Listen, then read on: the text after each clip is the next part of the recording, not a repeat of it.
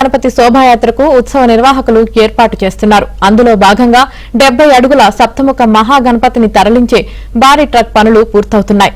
మహాగణపతిని తరలించే భారీ ట్రక్ గురించి మరింత సమాచారాన్ని మా ప్రతినిధి నుమాన్ అందిస్తారు.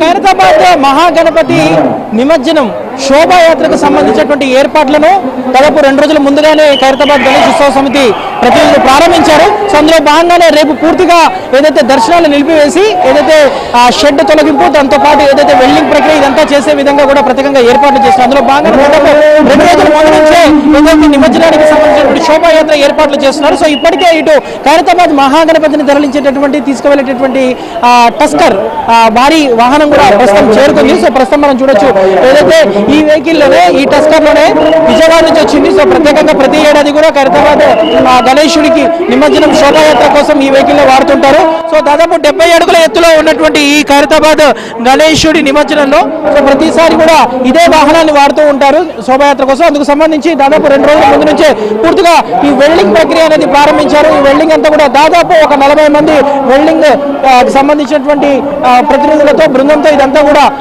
ప్రస్తుతం అయితే ఈ వెల్డింగ్ ప్రక్రియ అయితే జరుగుతుందని చెప్పవచ్చు. సో మనము ఏబిఎస్ లో చూస్తున్నాము విజయవాడ నుంచి వచ్చినటువంటి టస్కర్ ఏదైతే ఉందో సో ఈ వెహికల్ లోనే పూర్తిగా ఏదైతే వెల్డింగ్ ప్రక్రియ ప్రస్తుతం కొనసాగిస్తున్నారు.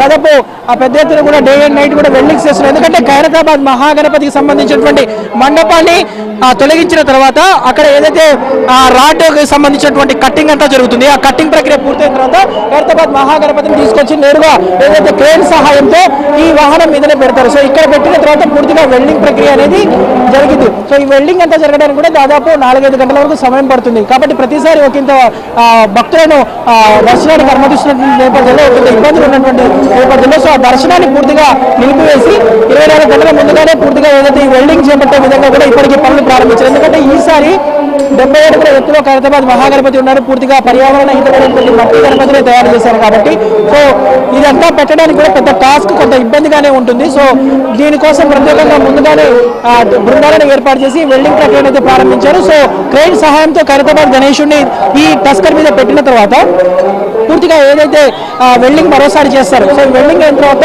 సో కరెక్ట్గా సెట్ అయ్యాయో లేదా అనేది మొత్తం చూసుకున్న తర్వాత పూర్తిగా హుక్స్ పెట్టడానికి నిమజ్జనం చేసే టైంలో హుక్స్ పెట్టేందుకు కూడా వీలుగా ప్రత్యేకంగా కొన్ని ఏదైతే వెల్డింగ్ కూడా చేయాల్సినటువంటి అవసరం ఉంది. సో ఈ నేపథ్యంలో ముందుగానే అంటే దాదాపు 2 రోజుల ముందుగానే ఈ వెహికల్ ఇక్కడ తీసుకొచ్చేసి సో ప్రస్తుతం అయితే వెల్డింగ్ ప్రక్రియను కొనసాగిస్తున్నారు. ఇదంతా పూర్తవడానికి కూడా ఇంకొక దాదాపు 24 గంటల వరకు సమయం పట్టేటటువంటి అవకాశం ఉంది. సో ఈ నేపథ్యంలో ఇప్పటికే శోభాయాత్రకు సంబంధించి ఎక్కడ కూడా అవాంఛనీయ సంఘటనలు ఇబ్బందులు తావు లేకుండా సో ప్రత్యేకంగా దాదాపు 2-3 రోజుల ముందుగానే ఇటు ప్రభుత్వం అయితే శోభాయాత్రకు సంబంధించినటువంటి ఏర్పాట్లను చేస్తుంది. అందులో భాగంగానే ఇటు ఖైరతాబాద్ మహాగణపతి వద్ద ఏదైతే ఇప్పటికే టస్కర్ చేరుకుంది.